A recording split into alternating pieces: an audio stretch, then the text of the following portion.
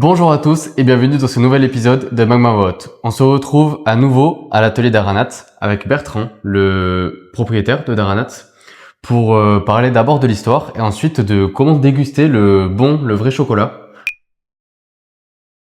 Comment tu vas, Bertrand? Écoutez, ça va bien, ça va bien. Je suis ravi de vous recevoir dans notre atelier. Pour nous, c'est important de faire connaître notre façon de travailler, notre maison, notre passion, qui est le chocolat. Merci beaucoup pour ça. On a pris quelques prises de vue qu'on mettra un peu plus tard dans la vidéo des orangettes qui étaient faites aujourd'hui. Tout à fait, oui. Est-ce qu'on peut parler de l'histoire d'Aranat, quand ça débute et comment ça évolue dans le temps? Bien sûr. Daranat, c'est une longue histoire.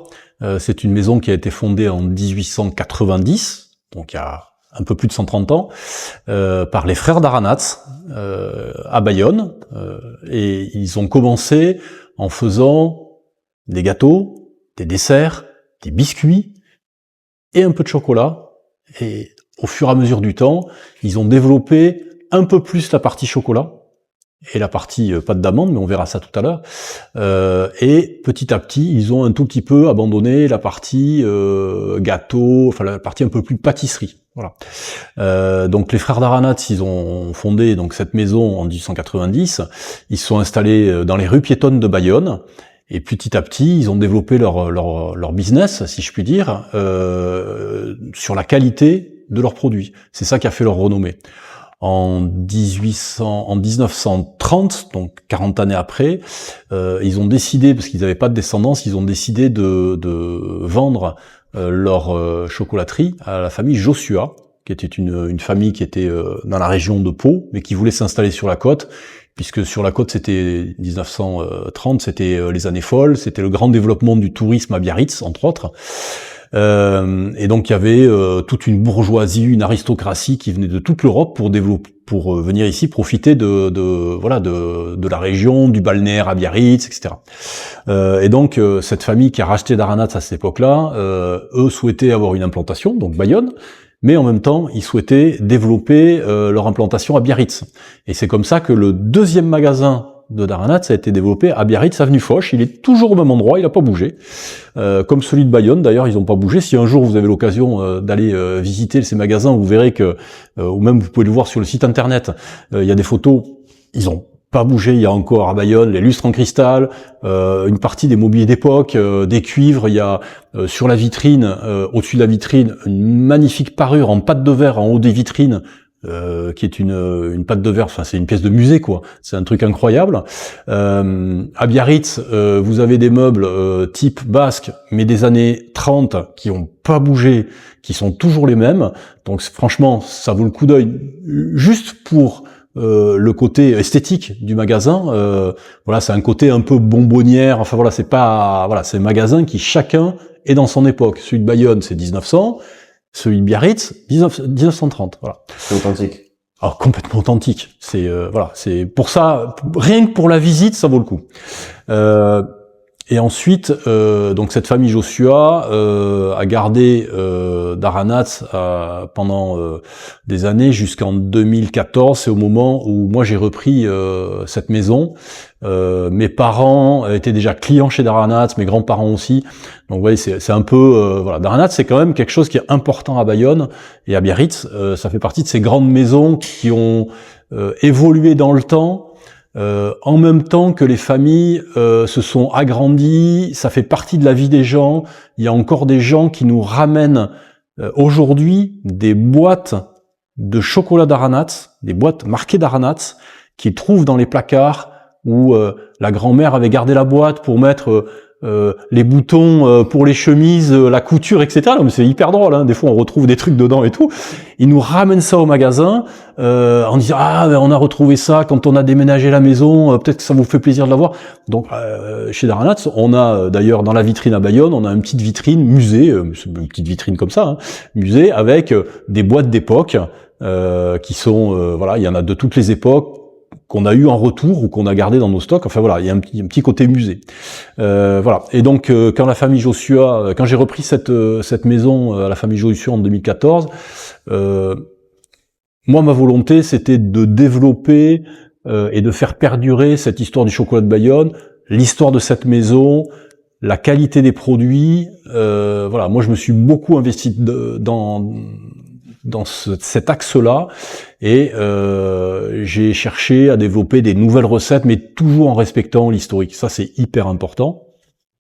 Et d'ailleurs, l'équipe qui était en place m'a suivi, et ils sont tous restés. Vous avez croisé tout à l'heure quand on a fait quand vous avez fait le petit tournage sur la fabrication des orangettes. Vous avez vu plein de jeunes. Vous avez vu 3 jeunes qui sont avec nous depuis quelques années maintenant, et dont un qui est en formation, mais vous avez également croisé Denis, notre chocolatier, qui est dans la maison depuis plus de 30 ans. Voilà, donc c'est vraiment des fidèles. Denis, du coup, le fameux sculpteur de cette pièce. Exactement, Denis qui a sculpté cette pièce, parce que non seulement il est chocolatier, mais il est artiste.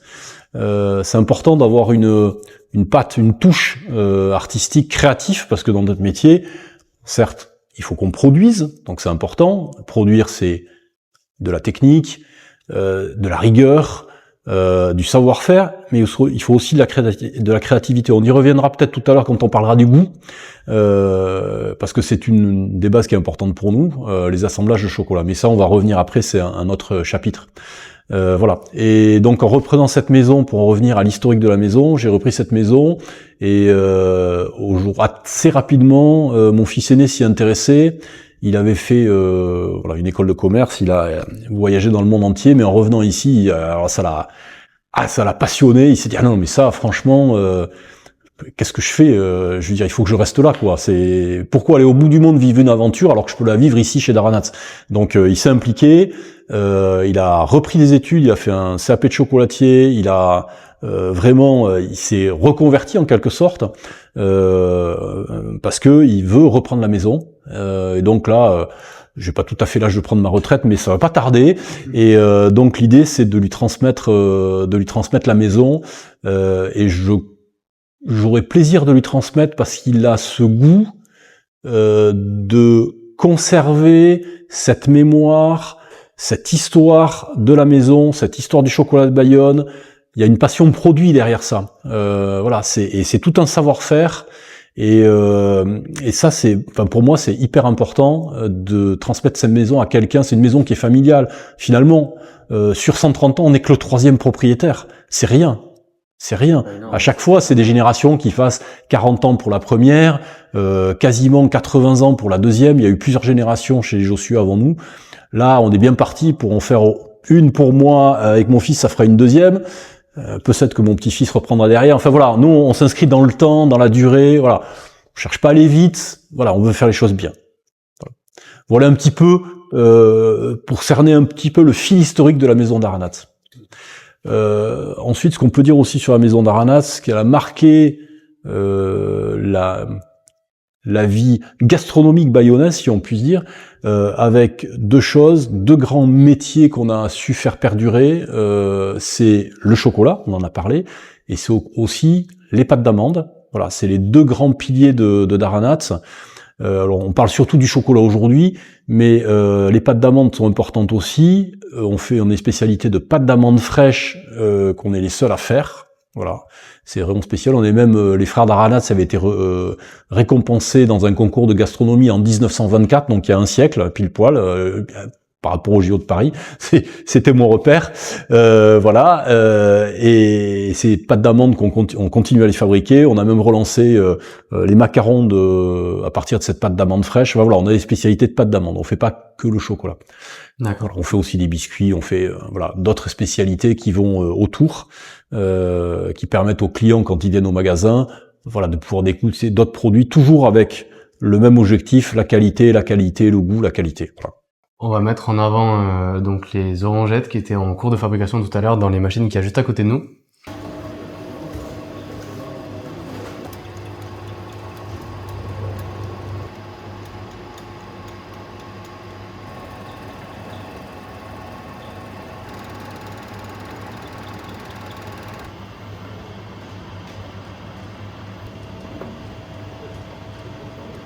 Suite aux images qu'on vient de visionner, qu'est-ce que représentent les orangettes pour Daranats? Alors les orangettes, ça fait partie de la catégorie des bonbons de chocolat. Bonbons de chocolat, c'est les ganaches, les pralinés et les fruits confits enrobés. Donc les orangettes, c'est une spécialité un peu historique de Daranats. On a su avoir une sélection de fruits confits très particulière, avec que l'on découpe, donc des écorces d'orange confites que l'on découpe nous-mêmes à la main, au couteau, une par une, patiemment. C'est un travail qui est long et fastidieux, mais si on le fait aussi comme ça, c'est parce que pour avoir cette qualité d'orange confite avec une peau, une écorce qui est bien confite, goûteuse, légèrement amère mais pas trop, et en même temps un peu de moelleux avec un peu de pulpe sous l'écorce, c'est une catégorie de fruits confits que l'on ne peut couper qu'à la main. Si on le coupait à la machine, on écraserait tout, parce que c'est très moelleux. Donc c'est pour cette raison-là que ces oranges, on les coupe au couteau, manuellement, et qu'ensuite on les enrobe de chocolat. Donc vous avez vu les images avec l'enrobeuse, avec l'enrobage de chocolat d'Aranats. J'insiste dessus parce que c'est très spécial, c'est un assemblage de chocolat que nous faisons nous-mêmes pour avoir un goût bien particulier. On reviendra sur le goût tout à l'heure. Il n'est pas anodin, c'est un type de chocolat, un goût de chocolat qu'on a recherché pour être chocolaté, pas trop acide, pas trop... Vous voyez, quelque chose de très équilibré pour en fait mettre en valeur l'intérieur, c'est-à-dire, ça peut être une ganache, ça peut être un praliné, là en l'occurrence c'est une orangette. Ce qui est important, c'est que ça amène juste le goût, le support, et que ça puisse faire vivre derrière le goût de l'orangette, le goût de l'orange confite. C'est une recette secrète? Alors, secrète, c'est notre assemblage maison. Vous savez, globalement, chez Daranats, on a beaucoup de façons de faire, beaucoup de recettes très spécifiques qui sont très étudiées en fonction de chacun des produits pour à chaque fois que le goût, de notre façon de voir les choses, bien sûr, hein, le goût soit le meilleur. Il y a beaucoup de choses que l'on fait et n'importe quel chocolatier ou n'importe quel producteur qui voudrait aller un peu plus vite ou faire un peu moins cher se donnerait jamais le mal de faire comme on fait. Moyennant quoi, le secret, on en a un peu, bien sûr, parce que bon, on dit pas comme ça partout comme on fait, mais quand on nous pose la question, on le révèle, parce que de toute façon, quasiment personne, ne s'embêterait à faire comme nous on fait. Mais nous, on sait pourquoi on le fait. Parce qu'on veut avoir un respect du produit et du goût que l'on transmet derrière, bien particulier. Voilà, franchement, c'est un gros boulot de faire comme ça, mais voilà, pour nous, c'est pas ce qu'il y a de plus important. On veut le coût, le temps passé, etc. Pour nous, c'est pas le plus important. Pour nous, le plus important, c'est le goût du produit, ce qu'on restitue arrivé à la fin. On parle justement de goût, on va approfondir un petit peu ça. Comment goûter le chocolat, comment le découvrir et vraiment sentir toutes les saveurs d'une tablette ou d'un moment au chocolat. C'est un joli sujet. C'est un joli sujet que l'on peut impliquer. Enfin, ce que je vais vous raconter après, on peut le rappliquer à tous les produits. Moi-même chez moi, parce que je suis un peu fada du goût, on va dire. Chez moi, je faisais faire ça à mes enfants. Voilà, Barthélemy qui a 35 ans, qui reprendra la maison. Quand on était petit, et puis son frère Baptiste, quand on était petit, on faisait déjà cet exercice-là. On l'a fait, alors vous allez rigoler, mais on l'a faisait, les cousins habitent au Mans, on les faisait avec rillettes du Mans. On les faisait acheter plusieurs pots de rillettes, on les dégustait en comparatif, ça c'est important. On dégustait les trucs, et après je leur faisais décrire le produit. Et alors, il est comment ce produit ? Ah ben il est un peu, il y a des morceaux, il est un peu salé, il est un peu, ah tiens il a un petit côté amer, enfin voilà, bref. Et on a fait ça pour les rillettes, pour l'huile d'olive, pour le gâteau basque, etc. Enfin, c'était un exercice qu'on faisait comme vous auriez fait un exercice de lecture à l'école ou une récitation, enfin voilà. Ou voilà.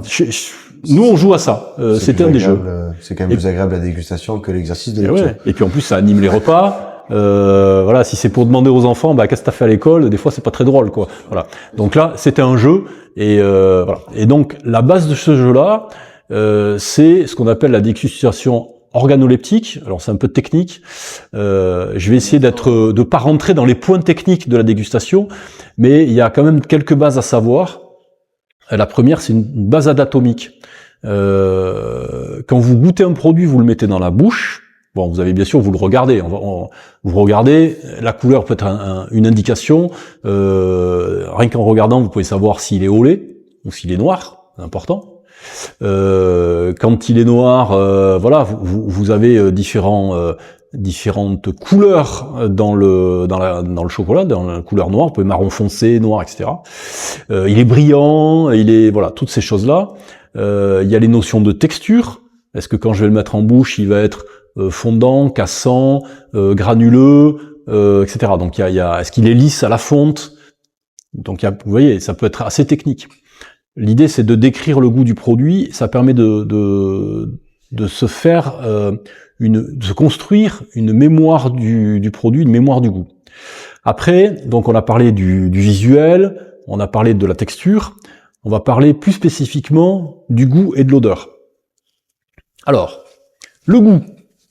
Le goût, c'est uniquement, essentiellement, sur la langue. Donc, quand vous prenez la forme d'une langue, comme ça, vous verrez peut-être un petit panneau après. Sur la pointe de la langue, c'est le salé. Sur le côté de la langue, mais devant, c'est le sucré. L'amertume, c'est sur le dessus de la langue en fond de bouche. Et l'acide, c'est sur les côtés de la langue en fond de bouche. Là, d'ailleurs, je ne sais pas si vous avez en mémoire quelque chose de citronné. Si. Vous sentez un petit pincement ici, derrière la mâchoire. Donc ça, c'est le côté de la langue. Voilà, ça chatouille un peu au niveau des ganglions ici, si je puis dire. Voilà. Donc en fait, je reviens sur le salé, sucré, acide, amer. Ça, c'est les 4 goûts. Bon, il y en a un 5e qui apparaît, qui s'appelle umami, qui est un peu particulier. On retrouve ça souvent sur la nourriture asiatique, les plats asiatiques. Mais bon, on va se concentrer sur ces 4-là qui sont bien maîtrisés en Europe. Donc, salé, sucré, acide, amer, c'est quelque chose que l'on ressent sur la langue. Ça n'a pas d'odeur. Quand vous prenez un pot de sel, enfin, je parle de sel fin blanc, voilà, vous le sentez, pas d'odeur. Si éventuellement un petit peu le carton d'emballage, mais le sel en lui-même, il sent rien, d'accord? Par contre, si vous mettez en bouche, si vous mettez le sel directement, alors vous allez tout de suite trouver où ça se passe sur la langue. Si vous le diluez dans l'eau, comme on peut le faire dans certaines, pour faire vraiment de la technique, même en le diluant de façon infinitésimale, c'est-à-dire très faible, en très grosse dilution, vous êtes capable avec de l'entraînement, parce que ça vous a chatouillé au bon endroit sur la langue, vous êtes capable de dire, tiens, il y a du sel. Voilà. C'est purement de la sensation. Voilà. Donc, je ne vais pas aller plus loin dans la technique, mais salé, sucré, acide, amer sur la langue. Après, on a la partie arôme et odeur. Donc, l'odeur, pour faire la différence avec l'arôme, c'est très simple. C'est l'odeur, ça pénètre vers les cavités nasales directement par le nez, par les narines, et ça va en fond de bouche. Là, vous avez des capteurs, des récepteurs. Voilà. Et donc les odeurs vont être reçues, réceptionnées par ces capteurs et identifiées par ces capteurs. D'accord? Donc ça, c'est les odeurs, c'est par le nez. Les arômes, c'est un tout petit peu différent. C'est aussi des molécules. Odeur, arôme, c'est des mêmes molécules. Et soit c'est directement par le nez pour l'odeur, soit pour les arômes, c'est quelque chose qui est libéré par le produit quand vous le faites fondre en bouche. Les arômes sont inclus dans les capsules de gras qu'il y a dans le produit. Donc là, si on parle de chocolat, c'est le beurre de cacao. Mais si vous mangez une viande persillée, ça va être dans le gras du steak, de la côte de bœuf, etc. Et donc, quand ça fond dans la bouche, ça libère les arômes. Et ça vient ce qu'on appelle en rétronasal, c'est-à-dire ça remonte par le fond de la bouche vers les capteurs qui sont à l'intérieur de la fosse nasale. D'accord ? Voilà. Et donc là, vous allez commencer à avoir des bonnes informations sur le produit. Et pour bien déguster, donc les goûts, les odeurs et les arômes. Et après, vous avez une notion de temps. Quand vous mettez un produit dans la bouche, il y a ce qu'on appelle l'attaque, c'est-à-dire la première sensation dans la bouche. Après, il y a le milieu de bouche, la fin de bouche. Voilà. Et la fin de bouche peut durer très longtemps. Et c'est un des marqueurs d'un produit artisanal, en particulier le chocolat, c'est que quand vous le faites, vous le dégustez bien, vous l'avez en bouche, la durée de perception des arômes en bouche va être très long. On a fait quelques petites expériences comme ça, mais très rapidement, quand vous le mettez dans la bouche, vous pouvez mettre le chrono en route, et 10 minutes après, un bon produit artisanal, enfin moi j'ai testé avec des produits à Reims, mais un bon produit artisanal, vous allez encore avoir le goût du chocolat en bouche. Ça c'est très important. Si vous avez pas de fin de bouche, c'est-à-dire vous n'avez pas de longueur en bouche, la plupart du temps, je vais pas faire, je vais pas être radical, mais la plupart du temps, c'est pas forcément un produit de très bonne qualité. Est-ce que vous voulez déguster un petit, faire l'expérience vous-même avec un petit chocolat, petit carré de chocolat? On essaye un ou deux? Oui, allez. On commence par, on va commencer par je vais faire ce qu'on ne doit pas faire d'habitude. C'est-à-dire, je vais commencer par le produit le plus costaud. D'habitude, on essaie d'aller progressivement. Voilà. Là, l'intérêt de ces tablettes, c'est que, alors, je vais vous faire goûter. Donc là, nous sommes que sur du chocolat d'Aranats, hein. Il y a que du chocolat d'Aranats, ouais. Il y a plusieurs origines. Tenez, je vais vous faire des petits morceaux. Vous allez goûter. Comment on le goûte là du coup? Vous le mettez en bouche. Ouais. Vous craquez un petit peu. Vous n'hésitez pas à le mâcher, à le malaxer dans votre bouche et à le laisser fondre. Donc là, vous allez avoir petit à petit, vous allez avoir les arômes qui vont apparaître, les odeurs qui apparaissent. Là, vous allez être c'est un produit qui est plutôt assez costaud, assez puissant, avec l'amertume. J'ai fait exprès de sortir celui-là pour que vous goûtiez l'amertume du produit. Quand vous l'avez en bouche, vous avez tout de suite senti que votre amertume était sur le fond de la langue. Exactement. Ça, c'est intéressant. Ouais. On va peut-être pas faire tous les goûts, mais je vous fais goûter un autre. C'est une autre origine, un autre assemblage. Et voilà, c'est une tablette Madagascar. Un autre assemblage. Et vous allez voir que ce qui est intéressant, c'est le comparatif. C'est que tout de suite, vous allez comprendre que c'est pas du tout le même produit que vous avez eu à l'instant d'avant, qui est un autre type de recette. Tiens. Merci. Merci. Okay, merci. Donc, du coup, le goût doit être différent, alors. Ouais.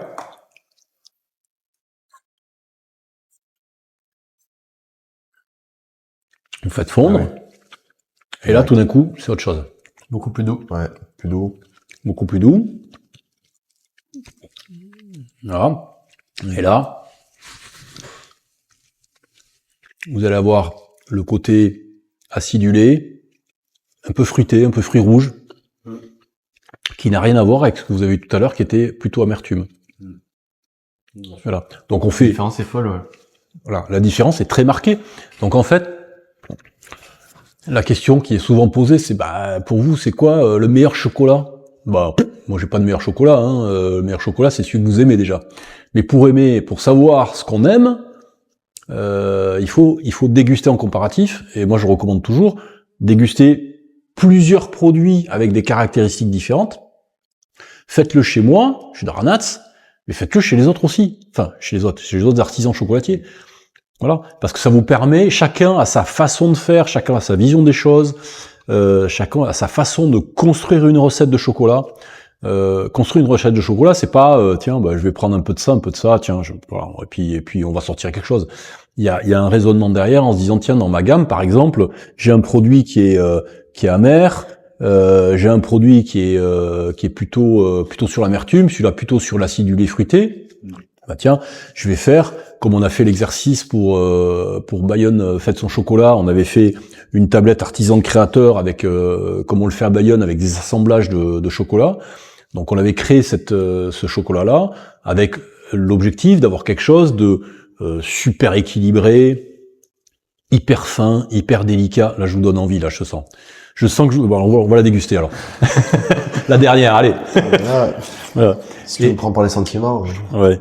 Et donc là, on a construit une recette qui n'a rien à voir avec les autres, et on l'a construit comme on dit maintenant, en toute conscience. C'est-à-dire on s'est fixé un objectif, et derrière, on a fait notre recherche de matières premières, on a fait notre assemblage, comme on peut faire dans le vin. Je sais pas si vous avez déjà fait des tournages dans le vin. Merci. Mais quand un vigneron va assembler plusieurs cépages pour créer sa cuvée, il fait exactement la même chose que ce que l'on fait là. Merci. J'invite toutes les personnes qui nous regardent à faire la même chose avec le chocolat d'Aranat, du coup, à déguster de la même manière. On sent vraiment. Après, c'est facile. Il y a un site internet s'ils veulent celui-là, mais sinon ils peuvent le faire avec n'importe quel produit. Non, mais c'est une autre manière de le manger.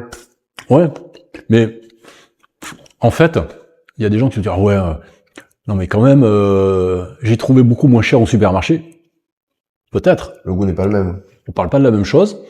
Déjà. On parle pas de la même qualité, et ensuite de ça, on le dit de plus en plus, enfin c'est quand même un credo qui est aujourd'hui très d'actualité, c'est pas grave, c'est plus cher, pas de problème, ça vaut le coup parce que c'est la qualité, c'est le goût, achetez-en moins, mangez-le tranquillement, ça sert à rien de manger une tablette entière tous les soirs devant la télé. Bon, ça sert, si vous avez envie, faites-le, mais dégustez un ou deux carrés, tranquillement, posément, en prenant le plaisir, vous allez avoir beaucoup plus de plaisir, beaucoup plus de souvenirs, une meilleure expérience que en regardant quelque chose d'autre, en regardant la télé et puis en grignotant comme ça de façon un peu compulsive. Bon, des fois ça fait plaisir, mais bon, voilà. Mais en l'occurrence, c'est dommage. On peut se faire plaisir avec, on peut en manger la tablette entière. Hein. Moi, des fois, ça me gêne pas, mais j'en mange beaucoup du chocolat, moi. Mais bon. Voilà. Donc là, vous voyez, en bouche, on a quelque chose de très différent. Complètement différent. On a quelque chose de très équilibré, beaucoup plus fin, beaucoup plus doux. Ça a rien à voir avec celui-là ou celui-là. Et on voit dessus les pourcentages de chocolat à l'intérieur, de cacao. Ce qu'on retrouve aussi en supermarché. C'est quoi la différence avec une tablette qu'on va retrouver là? Alors, une tablette en supermarché. Le pourcentage, d'abord, c'est une notion légale, le pourcentage. C'est une obligation légale. On est obligé de marquer le pourcentage de cacao. Alors, le pourcentage de cacao, si je prends 80% de cacao sur la tablette, marqué 80%, ça veut dire que il y a 80% de matière cacao, matière sèche, matière grasse, et 20% de sucre. D'accord? C'est exactement ça que ça veut dire. Ni plus ni moins. Ça n'a aucune indication sur la qualité du produit, sur son goût. Voilà, franchement, c'est technique. Ok? Après, on peut, quand on regarde le pourcentage de cacao, si on prend un chocolat noir, entre, on va dire 63% et 72, 73%, là, dans ces 10%, un petit peu, ça dépend un peu des produits, c'est pas précis, mais à peu près, nous, on considère en tant que chocolatier artisanal que c'est sur ces produits-là que vous allez avoir les meilleures sensations, les meilleurs goûts de chocolat, les plus fins, avec les goûts primaires, les goûts secondaires, c'est-à-dire des petits goûts en plus qui arrivent. Voilà. Dès qu'on va monter en pourcentage, mais ça a de l'intérêt, hein, je dis pas qu'il faut pas en goûter, mais dès qu'on va monter en pourcentage, on va commencer à perdre un petit peu cette sensation d'arôme secondaire pour rester sur des arômes primaires, sur des choses beaucoup plus brutes, comme on a goûté tout à l'heure sur le premier, d'accord, qui est un 85%, mais qui est beaucoup plus puissant, beaucoup plus amer, avec des goûts acides, plus de de grillés, de choses comme ça, mais qui sont robustes, qui sont puissantes. Il y a un peu moins de finesse. Voilà. Donc, en fait, plus on monte dans le pourcentage, et plus on va avoir quelque chose de brut et de primaire, si je puis dire. Ça veut pas dire que c'est pas bon, hein. Voilà, on a des 100% dans notre gamme. Celui-là, moi, le 85, j'en suis fier aussi parce que il a son intérêt. Voilà.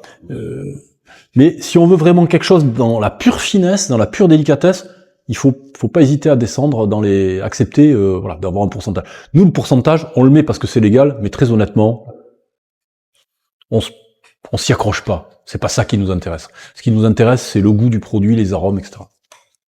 Par la suite, quels sont les projets pour Daranat? Ah, vaste question. Alors, on a beaucoup de projets avec mon fils. J'ai expliqué tout à l'heure que Barthélemy reprendra la suite. On a beaucoup de projets. La difficulté avec une maison comme Daranat, c'est à la fois de conserver la tradition, le respect de la tradition, le respect des recettes, le respect des produits qui ont fait la renommée de la maison qui fait partie, comme on dit souvent, de l'ADN bayonnais, de toutes ces familles qui nous connaissent, qui viennent chez nous. Moi, quand j'ai repris Daranats il y a maintenant 12-13 ans, il y avait des gens qui venaient dans le magasin, qui me regardaient. Ah, c'est vous! Et il y avait une vieille dame d'ailleurs qui était très sympa, vraiment la mamie avec les petites frisettes blanches, etc., qui avait un peu de mal à marcher, qui m'a attrapé par l'avant-bras comme ça, mais qui m'a serré. Je me dis mais elle m'a dit attention vous changez rien, parce que moi je viens ici depuis que je suis né, puis mes grands-parents ils venaient ici aussi. Bon, c'était une injonction de rien toucher. Alors oui, bien sûr qu'on va conserver cette tradition, etc., mais en même temps, on va faire évoluer. D'abord parce qu'on ne peut pas faire autrement, parce qu'il y a beaucoup de choses qui ont changé dans le temps. On s'imagine, alors c'est merveilleux les choses qui étaient avant, des gens qui me disent c'était mieux avant. Oui, enfin c'était mieux avant, mais il y a beaucoup de choses qu'on faisait qui étaient pénibles à fabriquer, parce qu'on faisait des choses à la main. Enfin les premiers chocolatiers, ils avaient ce qu'on appelle un métate, ils mettaient leurs fèves, ils les broyaient avec une meule en pierre sur le truc, ça prenait des heures, ça leur cassait le dos, c'était épuisant, c'était une horreur. Voilà.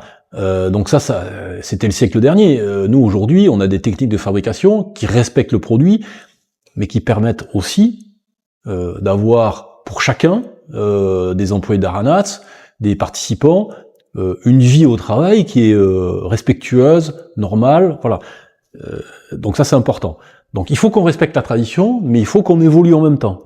Et il faut aussi qu'on évolue, pas que parce que on est obligé d'évoluer, mais aussi parce que les goûts évoluent, parce que voilà les nouveaux clients de chez Daranats, ils ont plus 90 ans comme la petite dame dont je vous parlais tout à l'heure qui était charmante, mais c'est mon fils qui a 35 ans, c'est des jeunes qui viennent chez nous en disant ah bah tiens je vais faire un petit cadeau, au lieu d'acheter un petit cadeau dans n'importe quel magasin voilà qui va prendre la poussière sur l'étagère, je vais acheter 3 tablettes chez Daranats avec 3 goûts différents, il y a des jouets, les emballages de couleurs, on fait un petit nœud et on offre 3 tablettes, ça coûte, c'est un petit budget et c'est vachement bon et puis ça fait plaisir.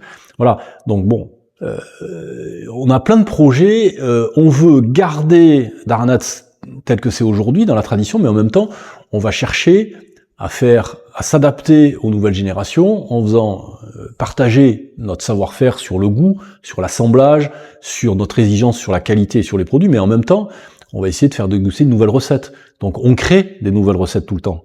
On crée des nouvelles recettes de bonbons de chocolat, on crée des nouvelles spécialités. On a lancé par exemple les fruits secs enrobés, noisettes enrobées de chocolat qu'on appelait des agates. Ça marche super bien. On a fait une création l'an dernier sur une idée qui était tiens, est-ce qu'on pouvait faire un graissin de chocolat? Ouais, graissin, oui, pourquoi pas. Donc on a commencé à se creuser la tête, comment on fait, etc. Et puis finalement, c'est pas un graissin qu'on a fait. On a fait une petite baguette de chocolat, voilà, avec à l'intérieur de la baguette un petit peu de crêpe dentelle feuilletée, qui donne un petit peu de craquant, un petit peu de noisette dessus, enfin un petit peu d'amande émincée dessus, torréfiée, et on a fait une petite spécialité comme ça, qu'on peut manger, c'est des petites baguettes comme ça, qu'on peut manger avec un café, ou comme ça, pour grignoter. Voilà. Donc on fait beaucoup de petites spécialités comme ça pour améliorer, élargir la gamme, et donner d'autres occasions de consommer du chocolat. Voilà, on a aussi développé, comme je disais tout à l'heure, les pâtes d'amande, les macarons, tout ce type de produits-là. On a lancé une gamme de biscuits, sur une base sablée, mais enrobée avec nos spécialités, notre chocolat de maison. Voilà, donc on a plein de petites spécialités comme ça qu'on développe.